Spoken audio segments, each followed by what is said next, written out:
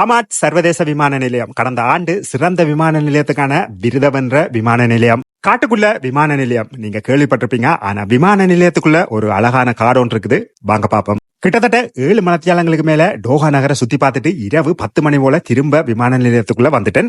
அடுத்த விமானத்துக்கு எனக்கு இன்னும் 3 மணித்தியாலத்துக்கு மேல இருந்தது. சரி, விமான நிலையத்தை அங்குலம் அங்குலமா அளப்பம் என்று முடிவு செய்தேன். இந்த விமான நிலையம் ஒரு நாளைக்கு 600 இருந்து 700 வரையிலான விமானங்களை கையாளுது. 2024 ஆண்டு இந்த விமான நிலையத்தை கிட்டத்தட்ட 5 கோடி மக்கள் பயன்படுத்தி இருக்கிறார்கள். சரி, நான் சொன்ன அந்த அழகிய காடு இதுதான். இந்த காணொலியை பாக்குற பல பேர் இந்த விமான நிலையத்துக்கு நீங்க வந்து போயிருப்பீங்க. ஆனா இப்படி ஒரு இடம் இருக்குன்னு உங்கள் பல பேருக்கு தெரிஞ்சிருக்காது.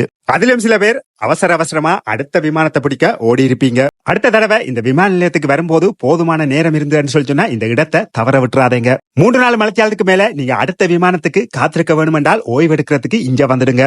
படுக்கிறதுக்கு கூட சின்ன சின்ன கூடெல்லாம் செய்து வச்சிருக்கிறார்கள். இந்த செயற்கையான காட்டுக்குள்ள 300க்கும் மேற்பட்ட மரங்களும் 25,000க்கும் மேற்பட்ட தாவரங்களும் நட்டு வச்சிருக்கிறார்கள். இந்த பெரிய தேசத்துல இந்த இடத்தை கண்டுபிடிக்கிறதுக்கு இலகுவான வழி வந்து C50 இருந்து 60 கேட் நம்பருக்கு பக்கத்துல இருக்குது. நான் இதுவரைக்கும் கிட்டத்தட்ட ஒரு 40 விமான நிலையங்களுக்கு மேல போயிருக்கிறேன். அதுல எது அழகானதுன்னு சொல்லி சொன்னா, முதலாவது வந்து இந்த ஹமாட், 2வது வந்து சிங்கப்பூர் சாங்கி விமான நிலையம். நாளைக்கு இன்னும் ஒரு புதிய காணொலியோட உங்களை சந்திக்கிறேன். அது வரைக்கும் நன்றி.